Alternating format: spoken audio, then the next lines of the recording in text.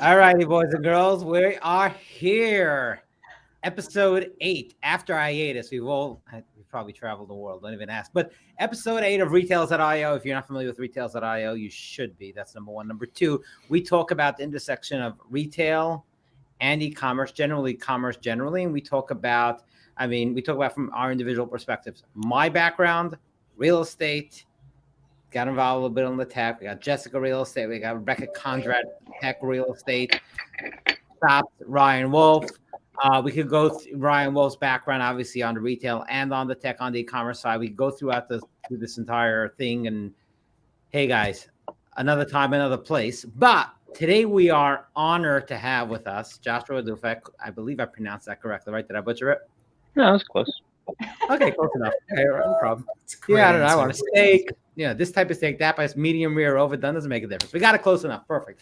Joshua Dufek, who's Senior Director of Retail at Mack Weldon, and we're really excited to have him here because he's going to give us a perspective from what I understand, digital first, going to retail, but also his career in generally, bridging the online to offline and stores, etc. So with that, thank you so much for being here, Joshua. And I'd like to kick it to you and welcome you and have you give us a quick little background about yourself. And then we'll dig into the grilling.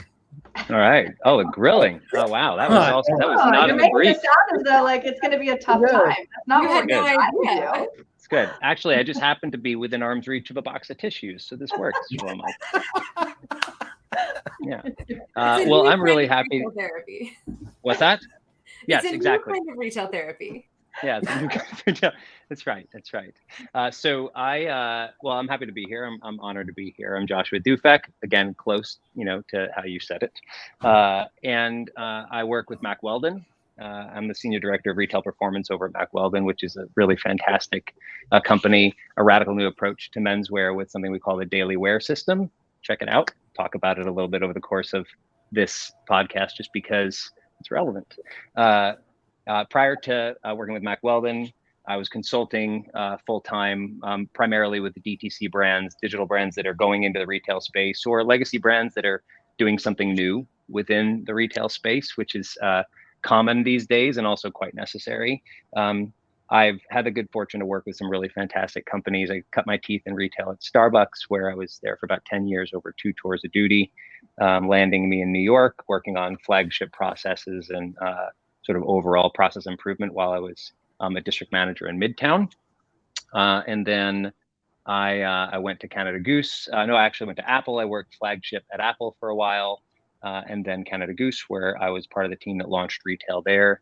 And then I joined Casper, where I was part of the team that launched retail there. And now I'm here. And along the way, have just developed a passion, not just for brick and mortar retail, but also entrepreneurs and startups and the ways in which we connect with our customers as commercial business. So that's me. It's beautiful. So you got coffee. So you covered coffee, coats, beds, computers.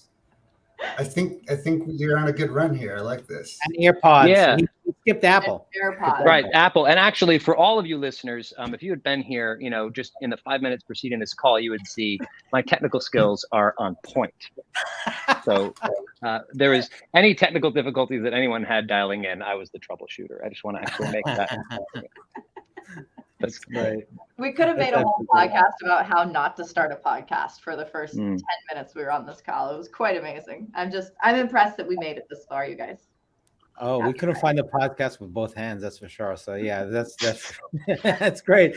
So Jessica, you are our fearless leader today, I think, right? Because we're going to start off talking about landlords. Oh, my favorite topic. Yes, How did I get know. so lucky? Yes, so Joshua, here's the thing. Like, we talk about the blend of digital and retail, the blend of innovation and stores, right? And we get side eye from people like, yeah, okay, whatever, because stores have their way of doing things, which is dependent on the real estate, and obviously, and retailers usually have retail departments and real estate departments that would deal with that. So they bridge the gap, right? But some up and coming brands, they don't necessarily have a real estate department. Rebecca becomes people's real estate departments on the fly, right? And a whole bunch of other things in addition, but just like to bridge the gap. And so I guess the question, Joshua, is like this, and we've had landlords on here too, but as someone who's worked with newish brands on an ongoing basis, right? Are there, let's say, the 3 things that the best landlords have in common? Like, are there things that you look for, maybe even stepping up to the plate with them, to doing a deal with them, and ongoing, just, best practices that you've seen? And just understand, you're talking to a bunch of people on the real estate side of things as well, that I hope are taking notes. Yeah. That's a good question. 3 things. I think there's something that's emerged, especially over the course of the past couple of years, as sort of the commercial landscape in general has changed. That, there would have been evidence of it before, but it was a little harder to spot. I would call it flexibility, or sort of innovation with lease structure. But really what it comes down to is, if you were to use the adage of thinking inside or outside the box, landlords that are willing to, or have already left the box behind. The nature of consumer business, whether it's digital or in person, has changed so drastically over the course of the past couple of years, and that's evident. And now more people are talking about it. More people know that, right? You don't have to be in this industry to know that it's changing, and yet it's been changing for a really long time, and long before anyone was asking about how landlords might restructure lease agreements in response to the headwinds a pandemic might cause, for instance. There's still significant change to the way that DTC brands were even able to go to retail based on, mass flooding of the market, post just this really, I would say extreme, but there was so many brands that had cropped up that had found success in the digital space. Going to retail just made sense for a lot of them, and the way in which landlords should restructure a deal for a company that's never been in retail before, it's different, right? And I think that there's a degree of flexibility required when a landlord's considering doing business with a brand that's never signed a lease. That's a first thing for so many people, and the terms may be the same, but the way you get there just has to be different. And so 500-page leases should be like 250 now, right? Well, I think there's, there at least should be a sense of recognition that you're going to be working with people that may not know it's in their best interest to hire someone to represent them, right? They may not know what they're reading, and that's not based on ignorance. It's just that our experience with leases primarily is residential, right? Or contracts of that kind at all, and the rules don't apply. And so there are differences, right? And so the willingness to think outside the box, restructure, everything that might impose risk, I think, and then willing to think differently about risk and how brands respond to risk. I have thoughts about that, but I think that sense of willingness to leave the box behind, is something that I would say I highly respect in a landlord. Relationship matters. Anybody that has worked with me knows that that's something I believe strongly, and yet a relationship between landlord and tenant, whether it's residential or commercial, oftentimes, it's fraught with sort of like anxiety, and I think that just taking the time to build a relationship matters. It also makes everything else easier. What else? Well, okay, so Josh, if I may, yeah, please. Along this same vein, because I think we both encounter a lot of the same things, even though I'm no longer in-house for a brand, and I know you did some consulting previously. I think oftentimes there is this, like, we become the translator between the landlord and then the brand, and then back to the landlord, and then back to the brand. And is there just like one thing that I really wish landlords understood X, and that would just make a world of difference for, some of these kind of these newer brands that are not used to the, as Shlomo says, 500-page lease documents and all of that? I mentioned risk a bit ago, and I think that fortunately, I've had really good relationships with a lot of landlords that I've worked with over the course of my career. And our current relationships are no different, and I'm thankful for that. And I would say that something that I think is sort of a risk or a danger is that assumptions are made about a brand's long-term viability or the degree to whether or not they've got what it takes to stick if they're hesitant to sign a lease that feels binding. And the reality is that oftentimes when a DTC brand is going into retail, they're doing so for a number of reasons, not just because it's a dream that they had.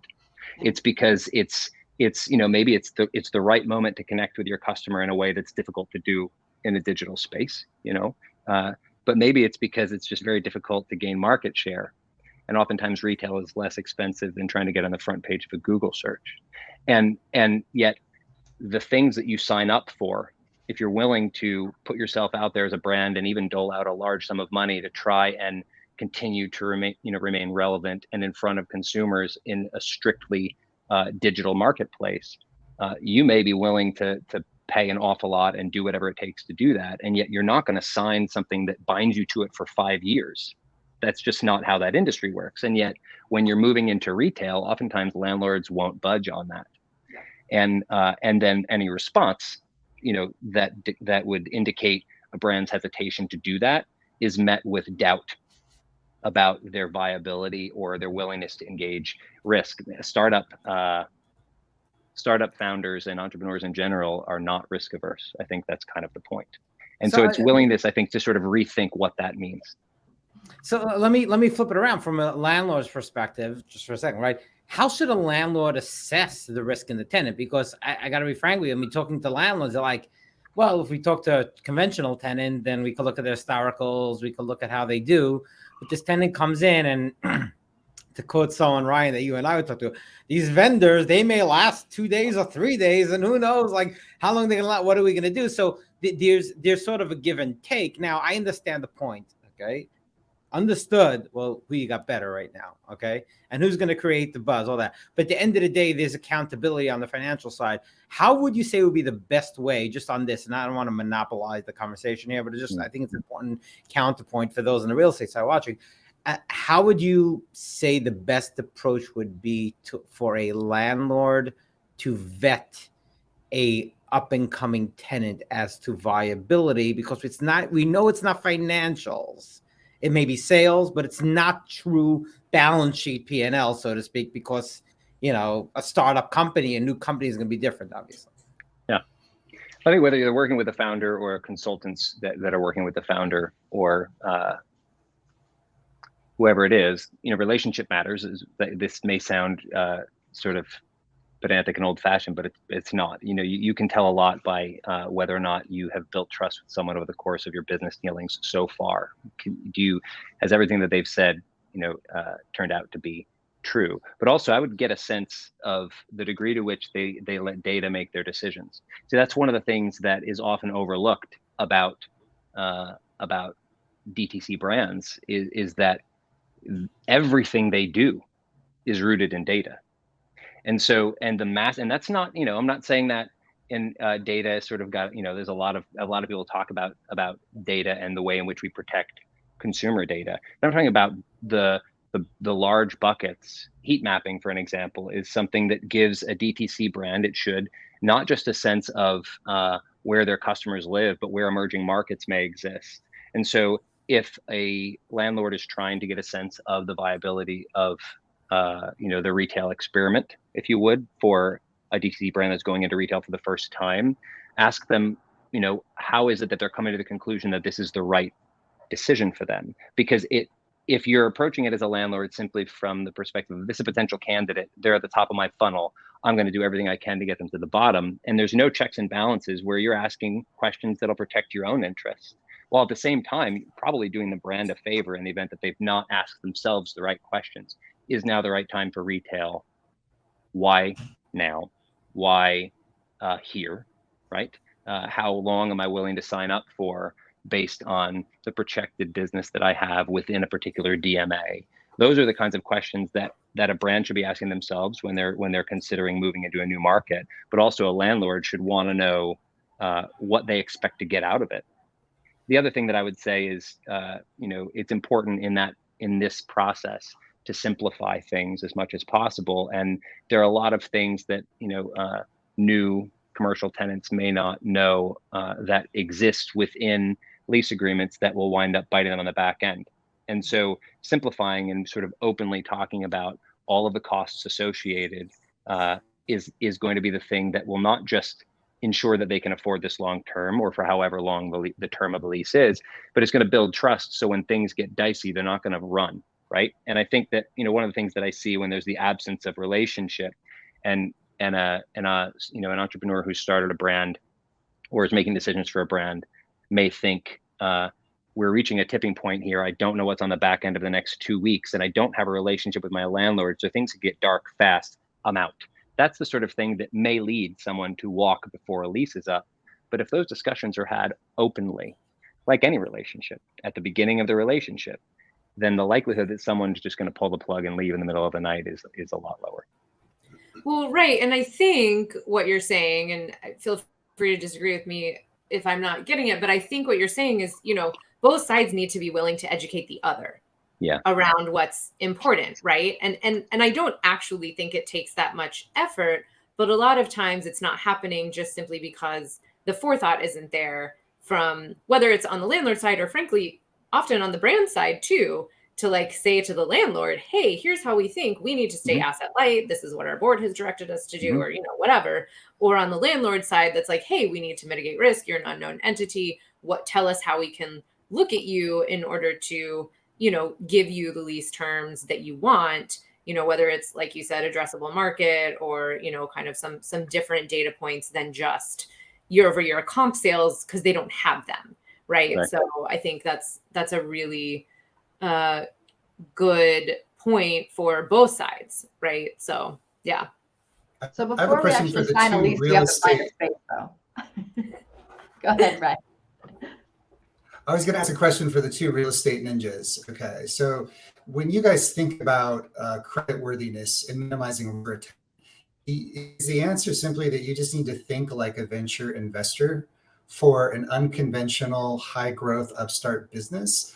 Or is it rather that because the lease is much more flexible, there isn't as much of a commitment that you're willing to provide, but it's simply offset by the fact that a brand like Mack Weldon just has such a credible amount of presence that it brings to the center that it's okay to just bring them in on a flexible lease? I think it's all dependent on the actual deal terms, right? Is the landlord investing into the space themselves, right? Is there a TI involved? Is there a large delivery letter? I'll tell you, if the landlord isn't investing in the space as a broker, it's a lot easier for me to pitch something that may be perceived as more risky with a startup or somebody who doesn't have 3 years of operating history or year over year sales that they can share. So it really is dependent on the terms of the lease. So if you are looking for the flexibility, then you're going to have to put more into your space up front and depend on less free rent and less TI from the landlord, if that's really what you're looking for.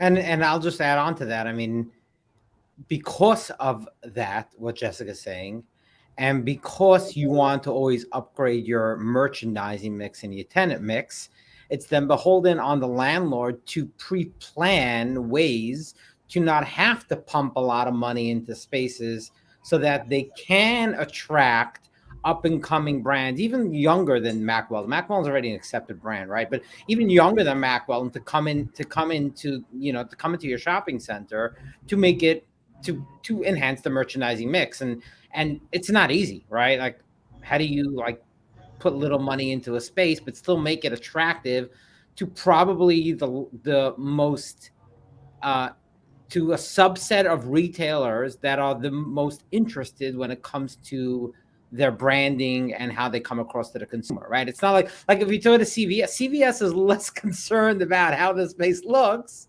than Mack Weldon is. They're concerned about sort of, uniformity and things like that. But, CVS doesn't care. But so therefore it's really difficult, but it's something you got to figure out. And that's how you sort of separate the wheat from the chaff with regards to the landlords, because it does, these processes translate down to the sales process. Yeah. One thing that Rebecca said earlier, with regard to education, sort of on both sides of the table, one of the things that I think landlords can help brands along with regard to sort of ensuring that apples are apples and oranges are oranges. Because I think oftentimes when a brand is going into retail for the first time, even if they're doing it strictly from a data-driven place, right? They know this is the right thing. They've figured out the costing, and they know that long-term, over the next 18 to 24 months, this is the right play. It may also be that there's understandable visions in their head of what retail is going to look like for their brand. And the reality is, to your point, Jessica, there are things you need to be willing to give up if flexibility is something that you need. But I referenced on my LinkedIn when I was talking about this, ahead of the call, that my sense is that we're poised for pretty significant growth and innovation in the retail space over the course of the next several years, and that's not just because we're coming out of the dark, so to speak, but because everybody is rethinking the way business and commerce are done right now. And what that should do is sort of shuffle up the way that we think we're supposed to look when we go to retail. For instance, how Mack Weldon thinks about the investment into a new space when we might be there knowing that we're signing a shorter term lease with intent to sort of then evaluate after a period of time and kind of look at longer terms after that.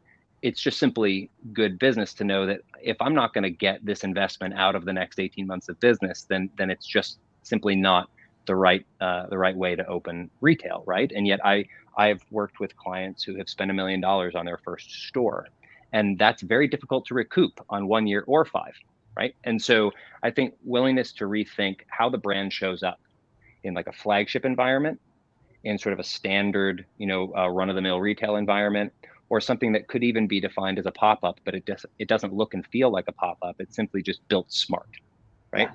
And so landlords can help tenants along with that by, taking them to different tenants they already have and giving them a sense of how the tenant invested in this space. Generally, what was the cost of the build out? What portion of it was shared? What portion of it was owned by the tenant? And then giving them a sense of how that might, work for their own brand.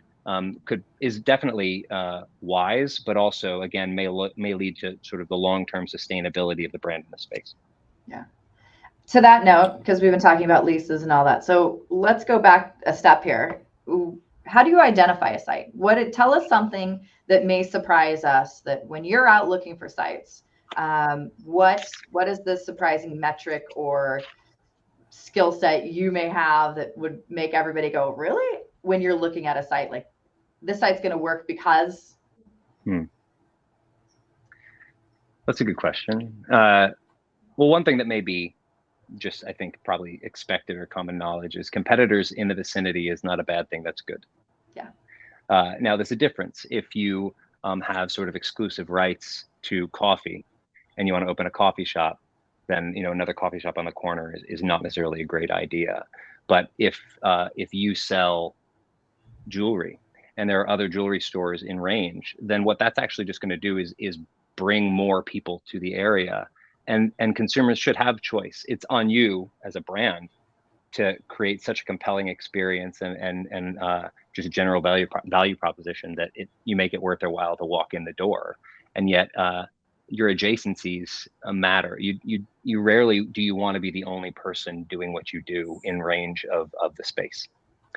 So I actually look for competitors, right. And not going there to sort of like, be the new kid on the block that's coming to upset everyone's apple cart, recognizing you can create a much more compelling consumer experience if they're shopping for something and they don't have to go far. Yeah. Because then the duration of time between when they visited you and when they may circle back to make a final decision doesn't have to be days, it can be hours. Yeah, you've got a captive audience at that point.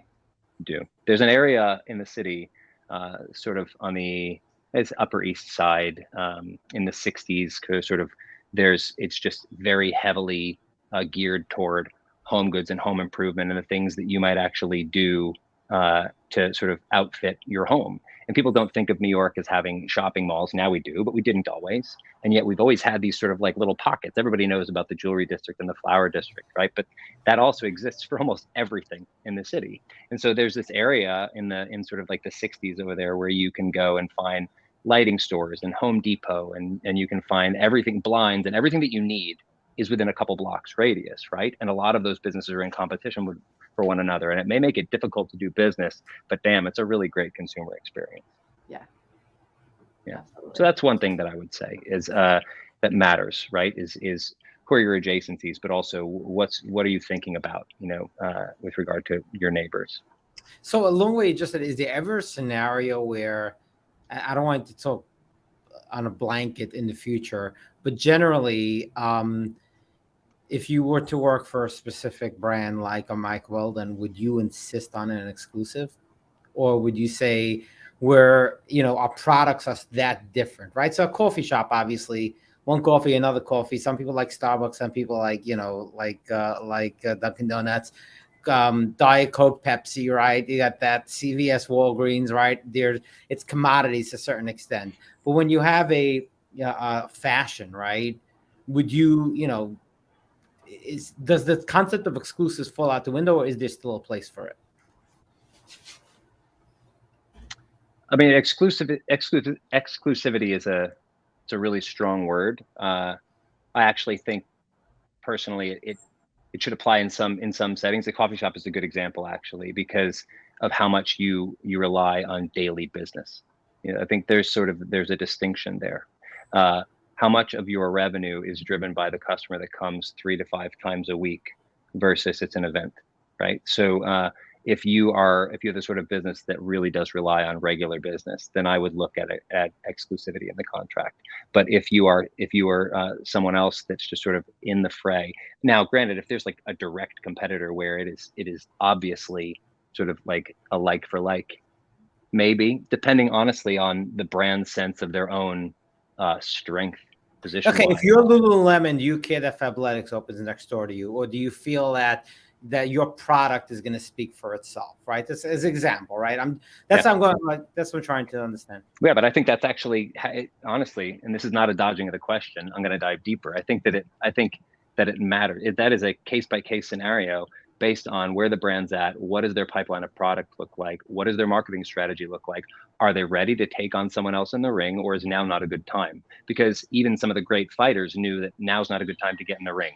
Not, using boxing references because I'm a big sports guy. Also, someone's trying to get into my apartment. Apologies for that. However, it's a matter of like, not just is this the right decision brand wise, but timeliness has to factor in there. Are we ready to go toe to toe with Lululemon, right? Or maybe Lululemon knows about something that's happening behind closed doors that sort of puts them at risk because their product pipeline is a little thin over the course of the next 18 months and they can't afford direct competition. So there's a lot of factors that go into that, Shlomo. I don't think that it's a simple yes or no. Well, and I think, Shlomo, the other thing to consider is Athleta actually a direct competitor of Lululemon? Do they have the same customer? I think in some instances, yes, but like Josh is saying, there are very nuanced, things that you can look at here. Whereas like, what are your demographics in a specific market that you're looking at going into? Mm-hmm. And in that market, you may want to be, if you're Lulu, you may want to be next to Athleta because you're going to grab all of the aspirational customers that are trying to kind of move a little bit upstream. Whereas in another situation, you may not want to be because you're afraid they're going to pull business from you. So, I think that it's more nuanced than like a blanket, yes, I want to be next to competitors. No, I never, ever want to be next to competitors. Right. So, and then like what define competitor, Yeah. Right. It seems to me like it inevitably.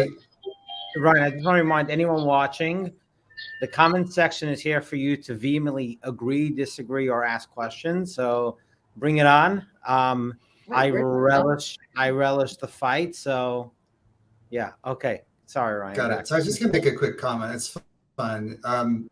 A lot of it's circumstantial, but quite frankly, when you are a large enterprise retail business, your roadmap matters, right? So I just want to go to the places where I can knock the lowest fruit off the tree that makes the highest return, that elevates and adds to whatever sort of brand intent I have.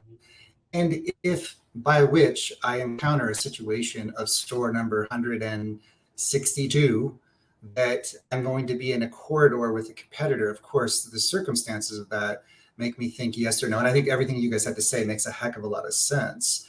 But my first priority is just go to the best places where I can make the biggest brand impact, reach the most customers, and the best location. Just go there first. There's something I would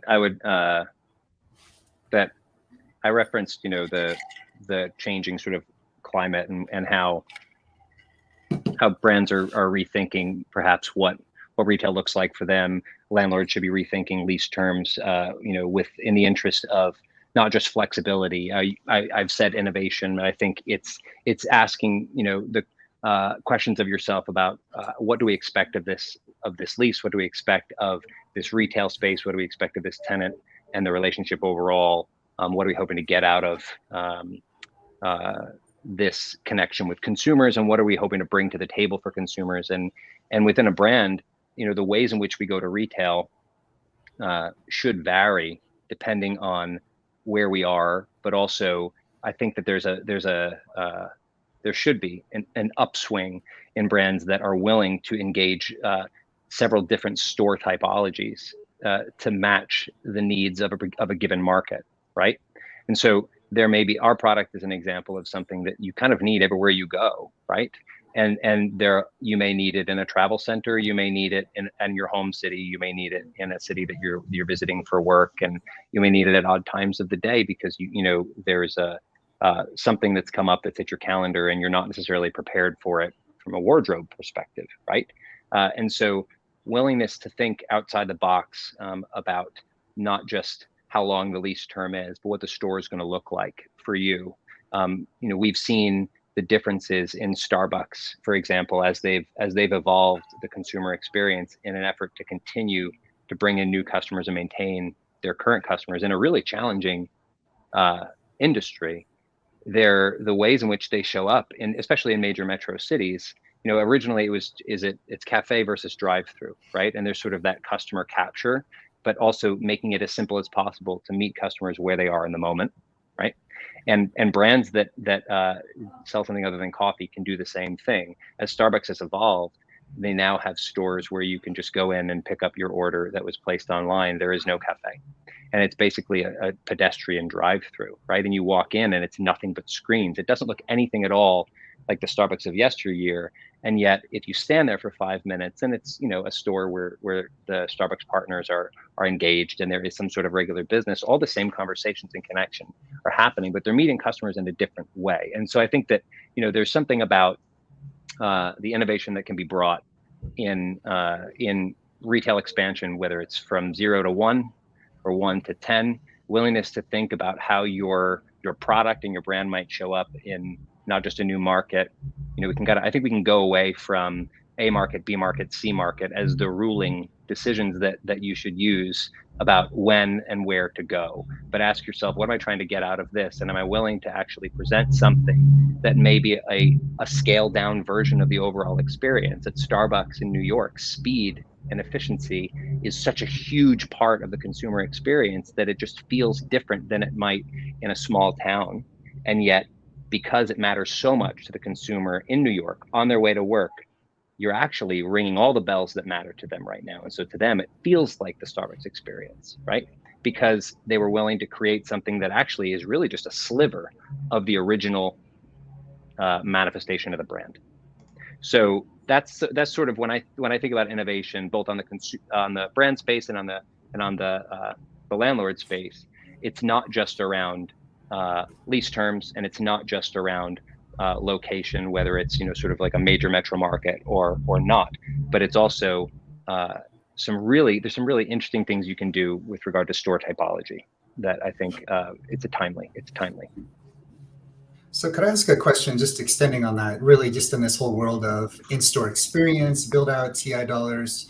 You've worked for, I guess I'll call Starbucks, I don't mean this in a derogatory way, but enterprise retail, right? Lots of locations, and you're opening and building more. And now you're on the opposite side at Mack Weldon.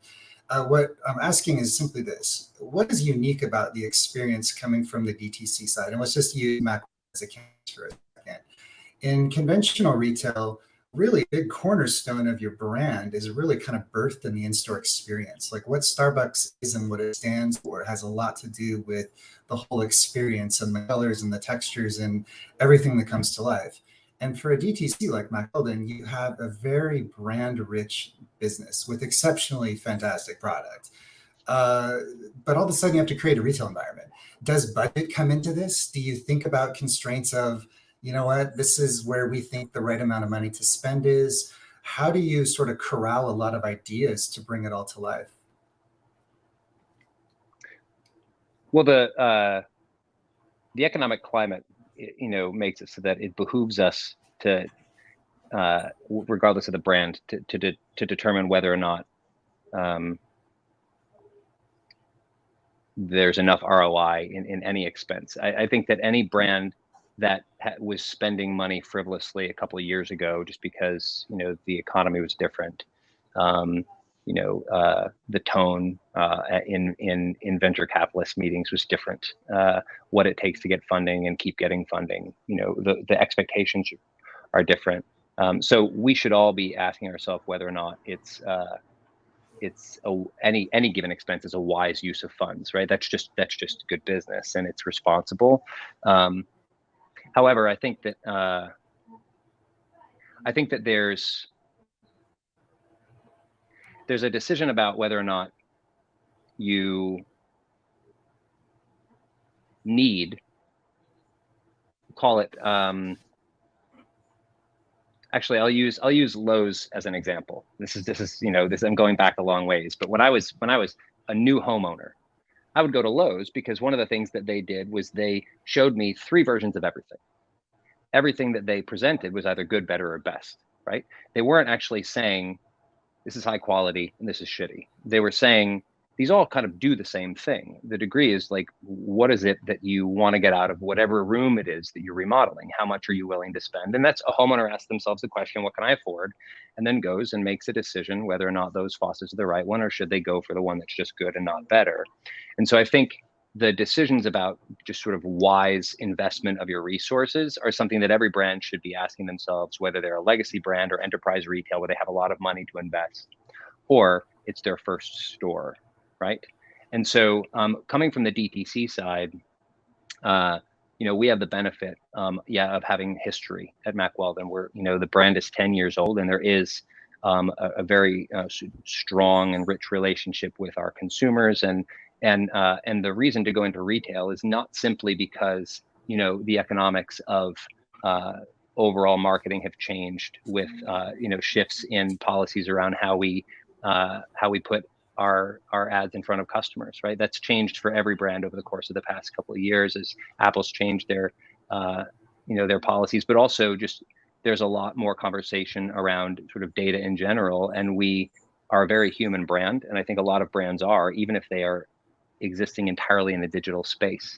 And it's difficult to make that case to customers from behind a screen anyway. So even if you have a business model that has been successful for a long time, and you take the changes to iOS and security sort of off the table, so that it did change the economics of search engine optimization or just sort of like marketing to customers, there's a lot of reasons to go into retail, and it's not simply, does this make sense from a cost perspective, right? Because, so if you're to back up, I'll answer this question or the remainder of it through the lens of sort of Mack Weldon's retail expansion, because we opened our first retail store in 2019, not just because we saw all of the changes coming that wound up coming, although they were beginning to happen in 2019 with regard to the cost of digital marketing, let's say, but because our brand has expanded offerings, right? And when Mack Weldon started, we started with core basics, and solving a problem with getting core basics, men's core basics, that were really high quality and continually sort of fresh, and in an item that was sort of commoditized, right? Creating high quality men's basics with materials that are built to do something specific. It's not just, do you like this color, right? And so as the brand expanded though from there's a recognition. Underwear, for example, you're probably not going to wear the same underwear at the office that you would wear at the gym. because your body needs different things from your clothes in those settings. That recognition caused sort of expansion of the core basics assortment, which then led to the recognition that actually we all have moments in our week. And I'm pitching Mack Weldon here, but I'm the guest, so yeah. So we all have moments in our week, right, where we sort of play out different roles in the story of our life. Me on a Sunday morning and me on a Monday morning are different people, and I should be wearing different things, right? And so what Mack Weldon created after this sort of realization that core basics should actually allow you options for your underlayers, whether you're traveling, whether you're working, or whether you're at the gym, and our wardrobe in general would really benefit from a system like that. So we created the daily wear system, or the Mack Weldon team did, and retail for us gives us a way to explain that to customers in person. And so as we've expanded our offerings and customers realize that we have more to offer than just underwear, which maybe they've been an underwear customer of Mack Weldon for years, but they didn't realize that we had some really fantastic other layers. This is a silver piqué polo that actually has antimicrobial fibers woven into it, so it never smells. That's pretty amazing. And yet, if you were in a store and touching that and feeling it, that's a different experience than doing it online. And so oftentimes when a brand goes to retail, ask yourself if this is the right time, because it's cheaper to open a physical space than it is to get on the front page of a Google search, often the case. But also ask yourself, what's happening right now within my brand that would benefit from human interaction? And so Casper went to retail at the time that they were expanding the mattress assortment from the original Casper mattress to add on more, right? And so when they added on a higher price point mattress, it's easier to actually get that in front of customers if you can drop it in pop-ups all over the country and then test the market and see, how is this actually doing? So that's a really long answer to your question, Ryan, but the real gist there is there's a lot of reasons why you might go into retail, and money's one of them, right? But oftentimes it's what else is it that you're about to offer that would benefit from in-person interaction? Yes, I mean, you had a lot of good insights there. One thing that really grabbed my attention was simply that there is a shift in mindset from resources to resourcefulness. That just because we're doing it, we are thinking about the most crafty, resourceful way to do whatever kind of magic that we need to do. So you mentioned Casper, which I think is a perfect segue to the fact that I'm just announcing I am leaving my job. I am quitting and I'm becoming a sleeper. I don't know if you guys heard about this, but they're going to be hiring people to sleep in a store all day. Think of, Sleeping Beauty. Are you serious? Really, that's what I saw. Oh, you'll be perfect. I know. Was it on the Onion? I don't know. Art behind me. Like, seriously, you don't even sleep. This is like a known fact. You don't sleep. Yeah, it's like, hold on, what are you get an email? We all know this is not a lie now, because Shlomo's if I get an email, is it against my terms of employment? I don't know. But Joshua, I actually have a question, and it doesn't relate necessarily specific to Mack Weldon, just generally dealing with online and offline brands, right? So I find myself often in front of people on the real estate side advocating for integration of online and offline, right? And often it will be a financial investor who goes, offline, you see the boxes my wife gets every day. There's no way. Offline doesn't make sense. Right? And my comment to them in return, which has no basis in fact, it's just my opinion. And I'm curious if you could tell me that I'm wrong or if there's this something else. Is that I believe 7 out of 10 purchases will still happen online, but the 3 out of 10 that are most important, the discovery, the interaction, the learning will happen offline. Are you finding generally hearing in the industry, or if you want to be specific about any of the brands you've ever been involved in, that to be the case, not to be the case? Like, you find that maybe retail is maybe batting a higher average than I otherwise am giving it credit for? I'm just curious your opinion on that. I think that there's Joshua, don't break his heart. Oh yeah. I don't want to disagree. You're I on mean, the hot seat here. you made a strong You case go for by it, retail right now, physical retail. and you also, yeah, and you Maybe made a it's strong partner case. crime. I know, Shlomo, you were saying like this is obviously, you put a lot of thought and research into this, and this is an opinion that's rooted in data, right? So like I appreciate that. No. So I think well, there's a lot of measurements that you can take for when you're a digitally native brand. You eat data for breakfast, and so one of the benefits of that sort of already in place is when you open a retail space, you probably have a sense of your market share within the market, right? You should, right? And so if you can measure the DMA's performance pre and post, what you'll find most of the brands and clients that I've worked with is that the overall DMA market share starts to improve almost immediately. And if it's not, then you need to ask yourself a question about your retail marketing strategy, and then also how it factors into the overall marketing strategy for the brand. Is there connectivity between the store and the site in the way that they feel, and sort of like or is there a disconnect, right? But if a brand goes into a space where they already have pretty decent market share, which means that there's opportunity for more, right? And then they don't see it increase over the course of the next 60 to 90 days, something's wrong on the store level, actually, because the stores should not just, shouldn't be cannibalization happening. What should actually happen is stores bring in revenue. And I'm a strong believer that retail stores, although they are oftentimes chalked up as marketing expense, especially if you look at Fifth Avenue, it's just very difficult to be there and make a profit, right? And yet, I think retail stores should be profitable, and they should be profitable freaking fast. So if you take that into consideration and you think this is not just about a market play to try and get more customers into the brand, but it is also a viable revenue stream, and it increases our overall presence within the DMA because there is sort of that brand awareness piece that you're talking about. I don't think it's an either or, right? And so I think that a brand should be able to go into a market where they're already strong and then see both the revenue division grow as well as their overall capture of the market on the e-com side grow. Just to clarify my point, I agree there is the, I don't know, halo effect or whatever it is that we want to call it, right? The question is the actual purchases.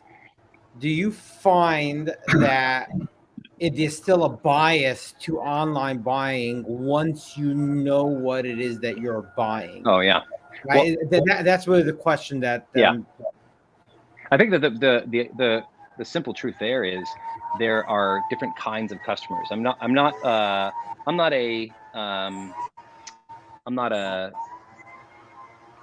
don't think it's beneficial to put customers into like rigid profiles and buckets, right? And yet you could, if you're painting in broad brushstrokes, there is a large segment of the population that chooses to make their purchase online, right? And they don't ever really need to interact with people as part of the research process. And others actually they're decidedly analog. And the fact is, if your customer, and maybe it has something to do with the product, right? But your customer, that particular, there's going to be a pretty large segment of the demographic that you don't have them on your radar because they don't really buy online.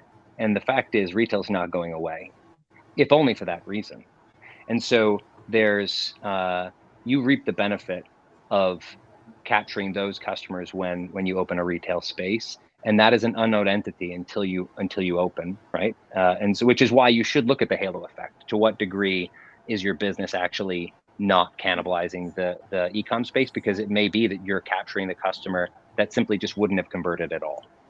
So you're basically taking some of the online buyers' shopping trips and converting them to retail, but you're also taking the people that would not necessarily find you online and giving them a way to further their analog approach of things going forward. Really interesting. Yeah. Very.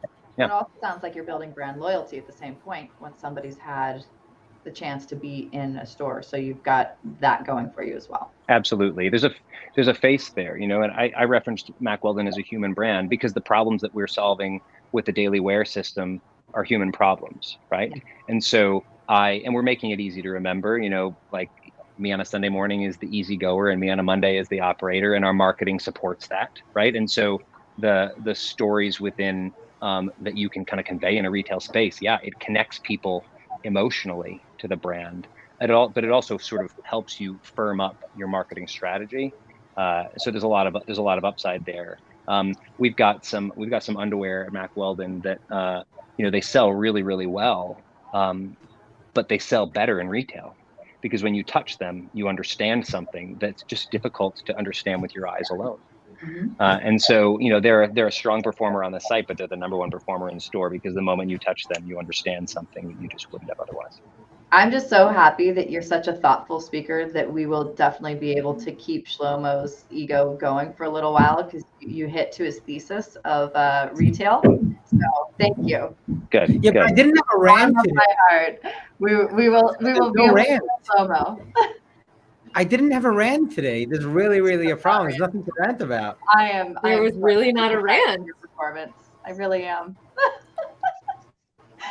Is this like a new Shlomo? A whole new Shlomo? Just no rants, no. Wow.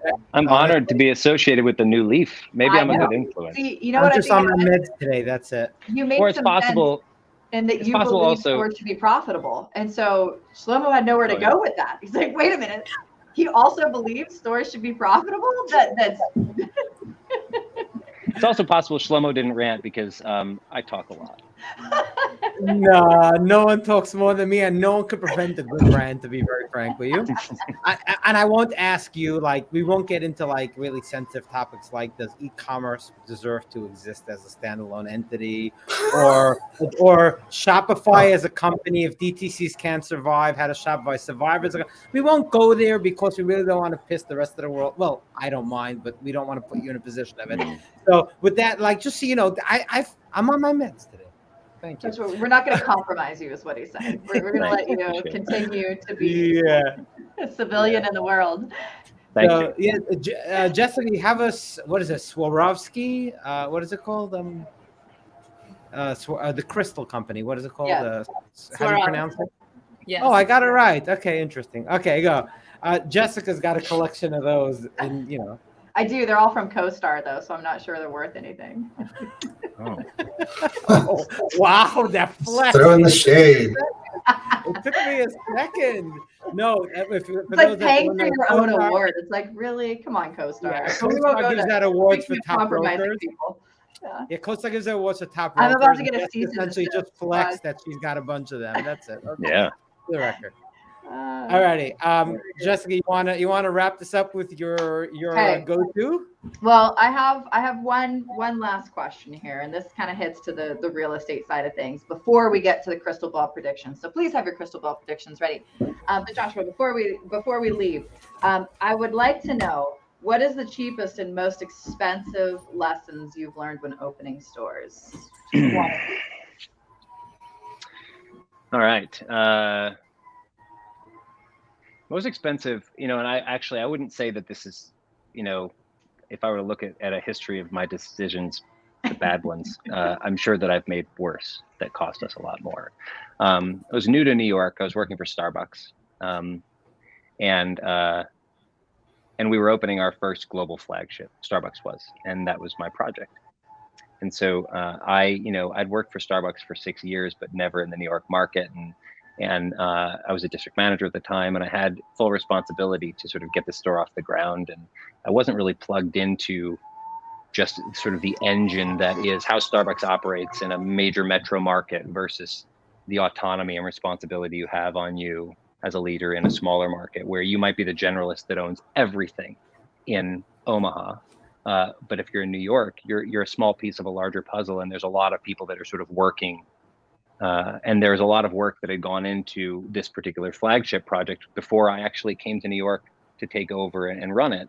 And I had this tendency to sort of, at the time, I was young in my career, it was easier for me to just sort of like ingest problems and solve them on my own. And I didn't want to talk about them openly, because I thought I can just solve it and I'll avoid an awkward conversation, And I also felt like everything was my responsibility, when oftentimes, in order for a brand to be really successful, you need to have a culture that both creates and supports strong, ongoing cross-functional collaboration.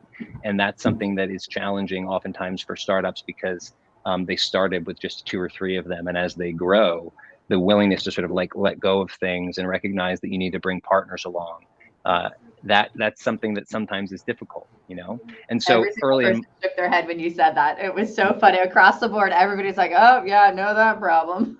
yeah, but it's, you know, it's rooted in love of the thing that they've built, you know? And so I think that, you know, if you recognize that you could cost yourself a lot of money if you don't take partnership, because you might actually be sort of redoing work, you know, or maybe your one-dimensional perspective of it just really falls short. And so I learned that lesson sort of painfully and expensively by, I was in a market, you know, in New York. If you don't know where there's a Starbucks and you want to know, you can look over the shoulder of someone holding a Starbucks cup and there's probably one behind them, right? And so that's the market that I was moving to. But I was new here. And also I was used to doing everything myself. So I thought that when we were closing a store for renovation, and I thought that we needed to really ensure that customers knew where other Starbucks were. You know, and again, it's Manhattan, they're everywhere. And so I spent an awful lot on what was really a grassroots marketing campaign in the middle of Manhattan. And then learned that I did not need to spend anything because there was obviously strong planning that had gone into it from our marketing team. Customers knew where other Starbucks were going to be. There was huge maps on the windows of the store that were closed, pointing people in the direction of where the nearest Starbucks was. But I had, you know, I had designed and paid for a very expensive print job.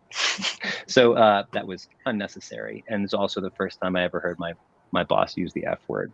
So it was a really good lesson for me. And she wasn't directing it at me; it was under her breath. But you know, she earned my respect with that. So I think it might have been directed at you, by the way. No matter that. I mean, well, she wasn't like making eye contact with me when she said it. So that was, you know, that was my very expensive lesson. The lesson was not, you know, like find someone who, you know, can solve this problem better than you. It was simply be open about problems and take partners and collaborate because you might save yourself an awful lot of work.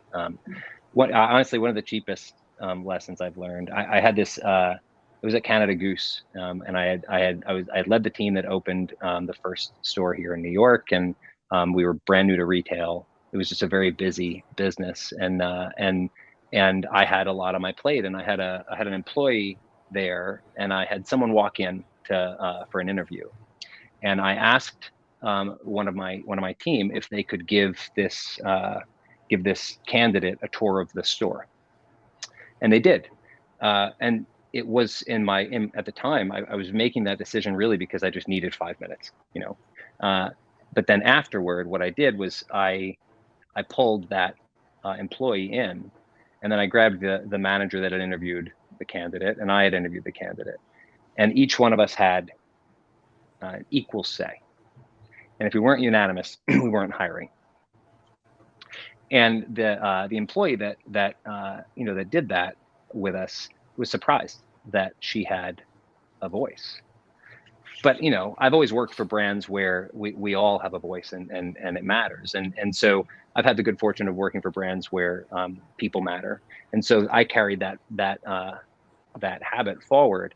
And every team I've ever led, when given the chance, I'll have a candidate meet the leaders that they're there to meet, and then someone that would be a peer in the context of just, you know, a walk around the business or a day in the life or a cup of coffee, but it feels like dialogue. And then that peer has, and their vote has an equal weight. What it did, excuse me. What it did is it did something to create culture that would be very difficult to do intentionally, because it allowed for this establishment of an environment where the team created norms and then held one another accountable to a high standard in the way that they engaged the brand, in the way that they engaged customers, in the way they engaged one another. And that's something that I've never let go of. That's really cool. I like that both of those were actually examples of even leadership within any industry that's so applicable, not just in real estate, not just in running teams, but I mean, you're just talking overall leadership foundation and culturally how to make your company better.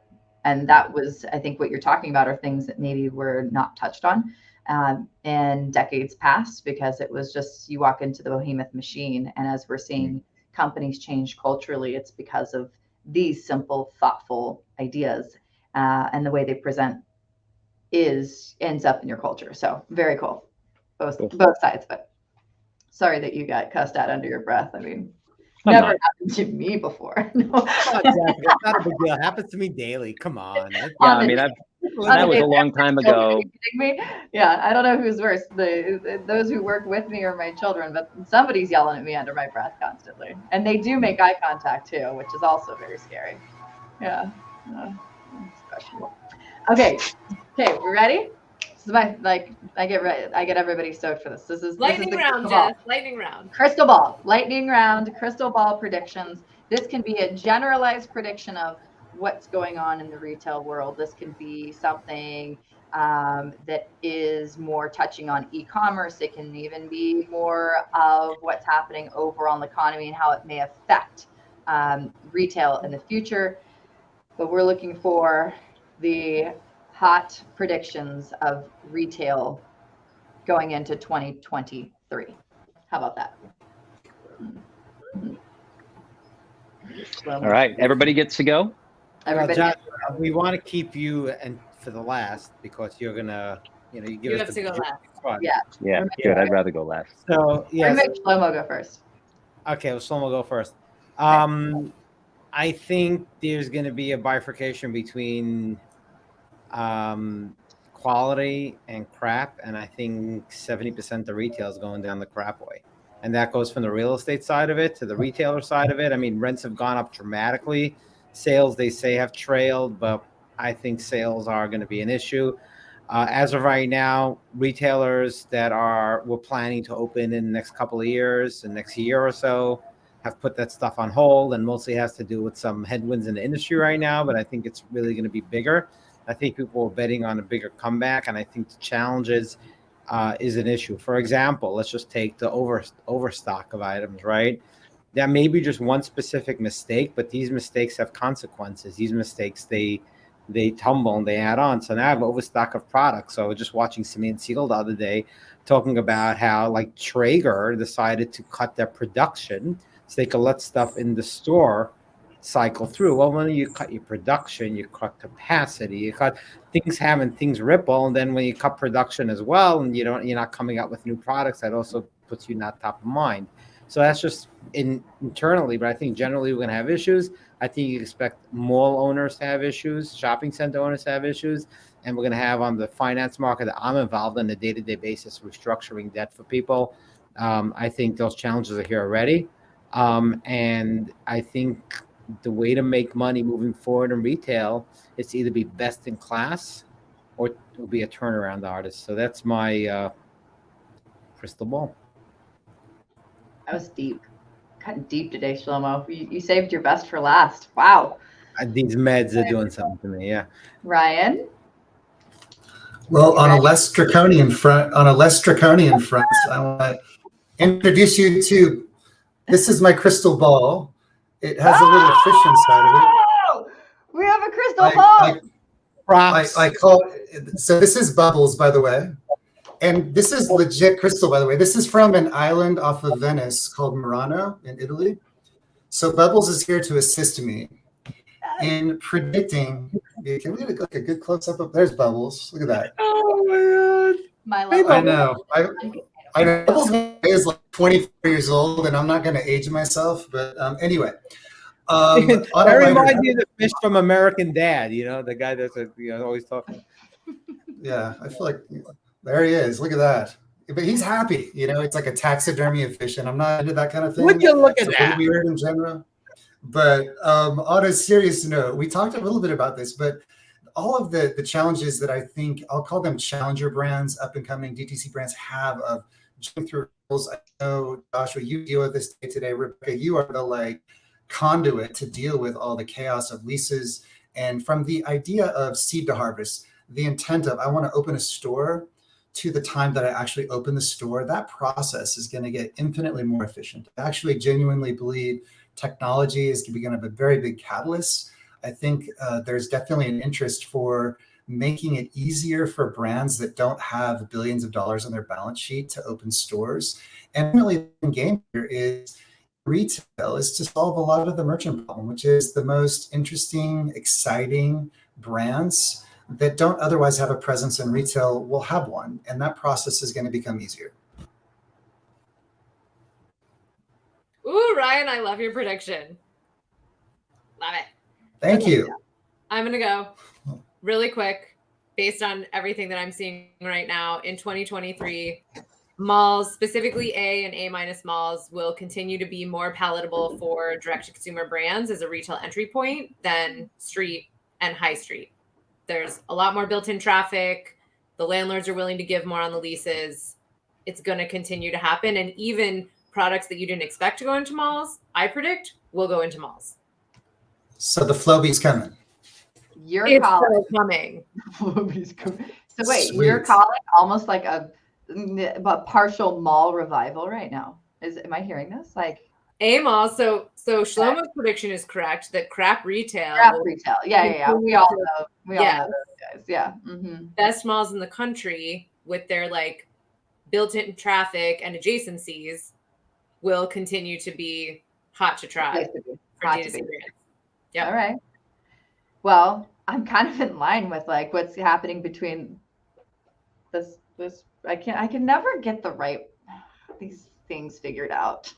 We're all backwards.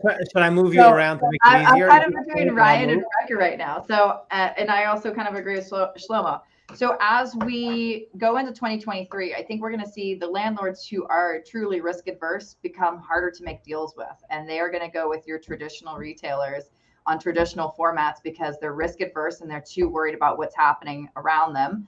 Or they have lenders breathing down their neck that don't understand flexibility within leasing. So I think that we're going to see the spread between flexible landlords and non-flexible landlords really that gap's going to get wider and wider.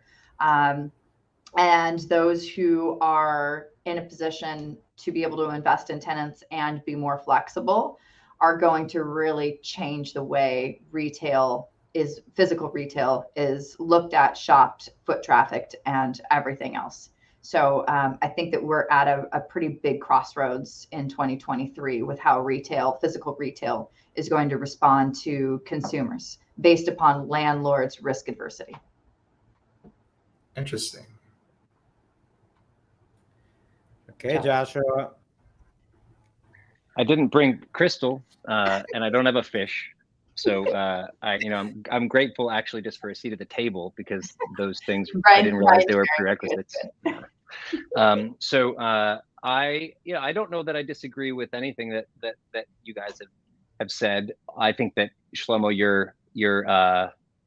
the splits you're referring to, 70% or 80%, those are bold predictions, right? Especially for a guy that doesn't have a fish in a crystal ball. But if anyone challenges me, I'll ask them to show me the baseline they started with, and then I'll show them the baseline I started with. Oh, okay. Well, I'm actually I feel comfortable now at this point because your mic's off. We're like 8 minutes past, and so if there's a rant that this might prompt, this is not a great time for a rant. So so I can say something controversial, and that's okay.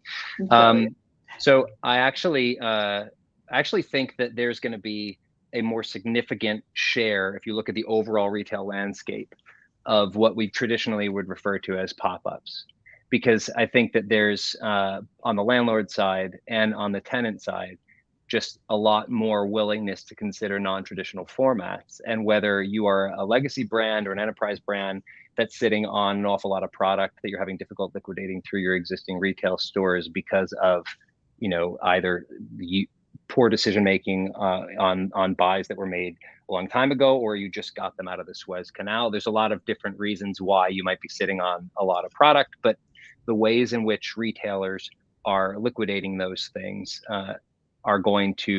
that'll weigh in on what I think is going to be a pretty significant increase in brands that are signing short-term leases and landlords that are willing to do it. whether it be on a high street store or in a shopping mall. And in the past, we all know, you know, brands like the Spirit of Halloween is traditionally sort of they're a classic pop-up brand that really doesn't have permanent locations.